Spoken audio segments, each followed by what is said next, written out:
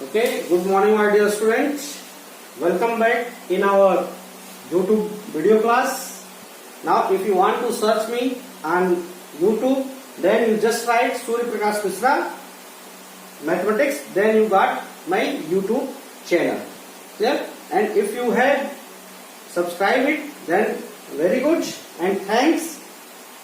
And if you are not subscribed, then just subscribe my channel and press the bell icon for regular updation of the channel. Okay.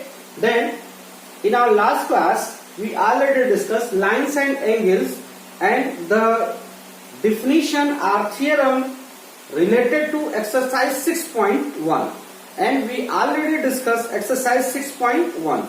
In this exercise 6.1 I seen some student had the problem. Clear?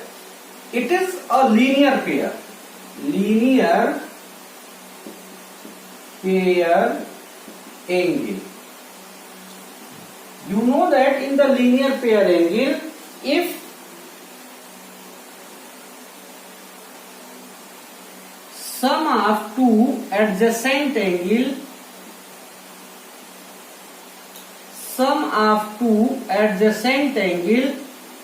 is 180 degree,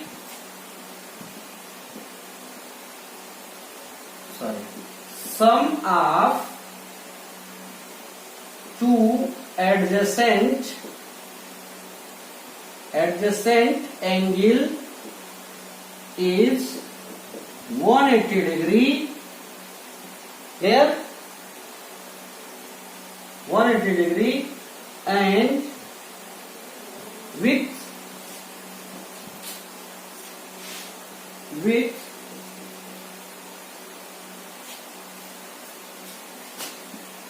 one common arm and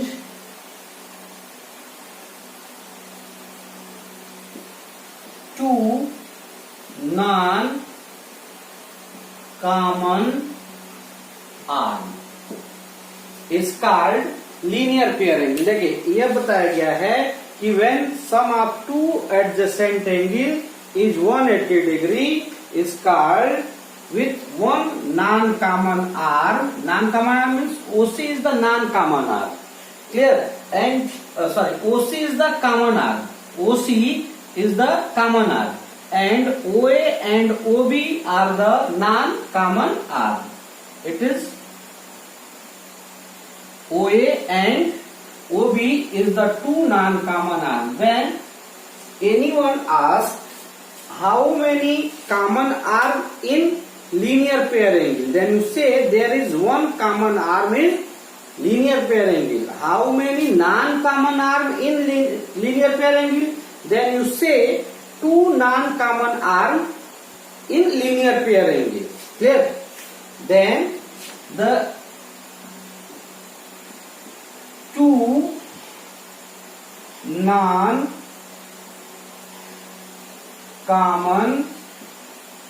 arm makes a straight line.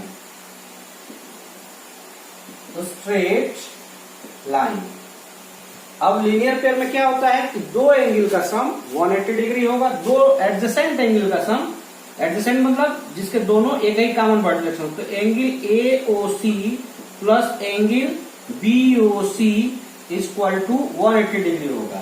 इसमें OA common arm होगा और दो non common arm होगा. ठीक. बाकी जब कहीं भी आपको किसी भी दो एंगल का सम 180 डिग्री हो जाए और वह दोनों एंगल एडजेसेंट एंगल हो, ठीक है, तो इस केस में जो होता है, जो नॉन कॉमन आर्म होते हैं वो क्या करते हैं, स्ट्रेट लाइन बनाते हैं. If in any linear pair angle non-common arm makes straight line. Okay, what is the confusion in the exercise? Some student, suppose if you know that two or more than two angle have the same common point, is called adjacent angle. Then here A, O, B, C, D, E, F. And you see all the angles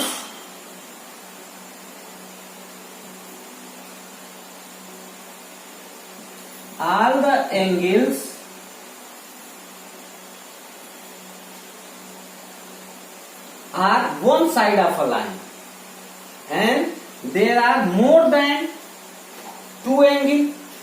Okay? Then here you know that one side of a line angle भी 180 degree. एक line के एक तरफ जो भी angle होता है वह 180 डिग्री होता है, और एक पॉइंट पर, ठीक है। तो यहाँ आप देख रहे हो कि एक पॉइंट पर यह एंगल 1, 2, 3, 4, 5। तो अब यहाँ जो एंगल बनेगा, हम गलती क्या करते हैं, जैसे आप लिखते हो angle AOF, angle FOE plus angle EOD plus angle GOC plus angle COB equal to 180 degree, और यहाँ हम रीजन लिख देते हैं लीनियर पेयर, ठीक है। तो कभी भी ऐसी गलती आपको नहीं करना है। मैक्सिमम लोग जब ये एक्सरसाइज करते हैं तो ये गलती करते हैं, लीनियर पेयर लिखते हैं। यहाँ क्या है, लीनियर पेयर में सिर्फ दो एंगल होता है। यहाँ कितना एंगल है, 5 एंगल ऐड हुआ है एक पॉइंट पर, तो यहाँ लीनियर पेयर नहीं होगा। यहाँ क्या होगा, आप लिखोगे sum of all angle at a point of one side of a line is 180 degree. इस रीजन की वजह से यहाँ 180 डिग्री होता है। एक लाइन के एक तरफ एक पॉइंट पर सभी एंगल का सम 180 डिग्री होता है। दूसरा क्या होता है, देखिए यह आप सभी लोग अच्छे से पढ़िएगा, ठीक है। बहुत ठीक ढंग से जानना है, क्योंकि जब आप क्वेश्चन सॉल्व करते हैं तो उस क्वेश्चन के जस्ट बगल में कर्ली ब्रैकेट में रीजन लिखना होता है। और एक क्वेश्चन आप सही सॉल्व किए हो और रीजन गलत है, तो जब कभी भी आपकी कॉपी चेक होती है तो आपके मार्क्स, जैसे मान लीजिए 2 नंबर का है, आपने रीजन नहीं लिखा है तो आपको हाफ मार्क्स कट जाएगा, आपका हाफ मार्क्स कट जाएगा। या रीजन गलत लिख दिया है तो हाफ मार्क्स कट जाएगा, ठीक है। तो आप प्रयास करिए कि सभी पॉइंट सही लिखने की कोशिश करिए। दूसरा एक क्या होता है, और इसी एक्सरसाइज 6.1 से ही रिलेटेड क्वेश्चन है, उसमें एक क्वेश्चन आया है, देखिए इसमें जैसे मान लीजिए कि यह एक पॉइंट है, ठीक है, और इस पॉइंट के चारों तरफ अराउंड अ पॉइंट, जैसे ऐसे देखिए है, यह है 1, 2, 3, 4, 5, 6, 7, 8 एंगल बना है इस पॉइंट O के चारों तरफ। तो जब यह 8 एंगल बना है तो यहां आप जानते हो कि sum of all angle, sum of all angle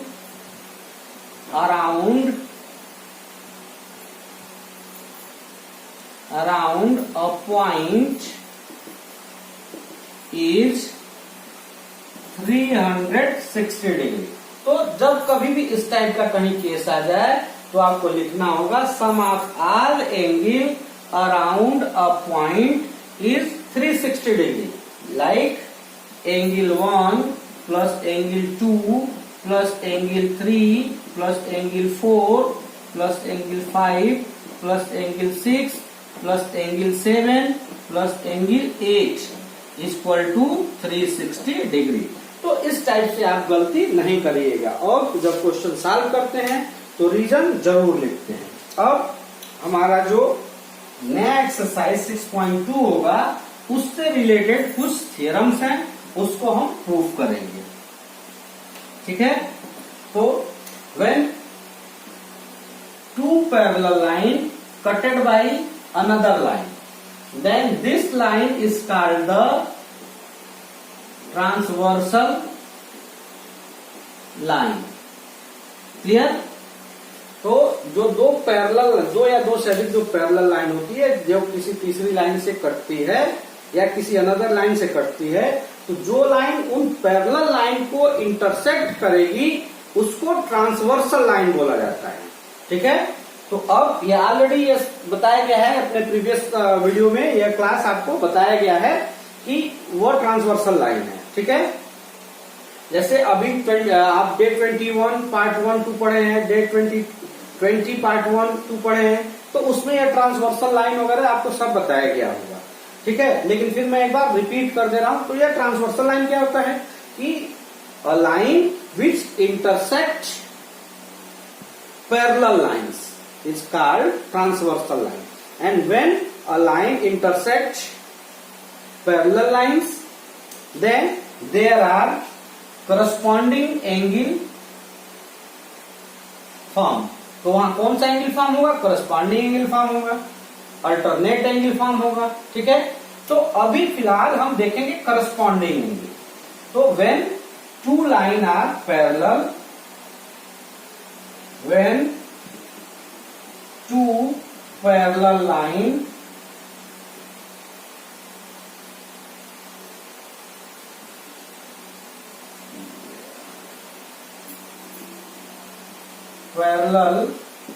line cutted by transversal,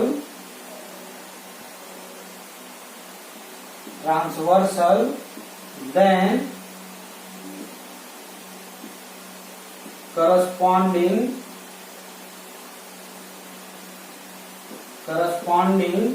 angles are same. तो वहां करस्पॉन्डिंग एंगल जो क्या होता है? सेम होता है. जब दो पैरेलल लाइन किसी ट्रांसवर्सल से इंटरसेक्ट होगा तो वह क्या होगा? जो एंगल करस्पॉन्डिंग एंगल होगा वो सेम होगा. तो देखिए यह एंगल 1 और यह angle 2 corresponding angle. Corresponding angle मतलब क्या होता है? ट्रांसवर्सल के एक साइड में जो एंगल होता है वो करस्पॉन्डिंग एंगल होगा. और फिर ऐसे ही यह करस्पॉन्ड, यह 3 और 4 करस्पॉन्डिंग एंगल है. ऐसे ही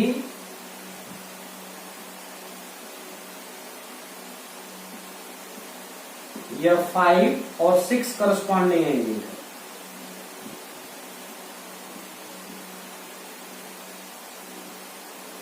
यह 7 और 8 करस्पॉन्डिंग. तो यहाँ कौन कौन सा करस्पॉन्डिंग एंगल है?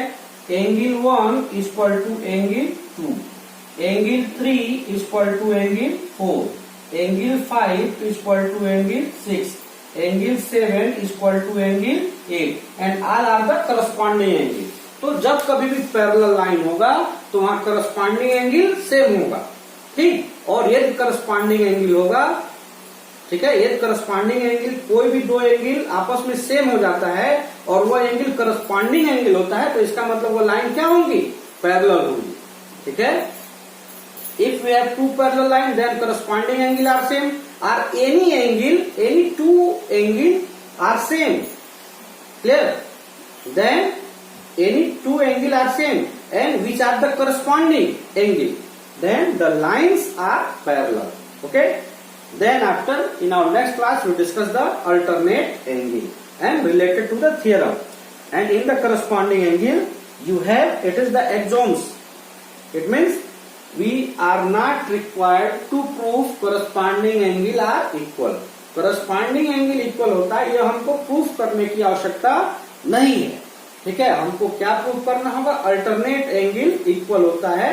तो हम नेक्स्ट क्लास में अल्टरनेट एंगल कैसे इक्वल होता है इसको प्रूफ करेंगे. ठीक है. ओके. Thank you.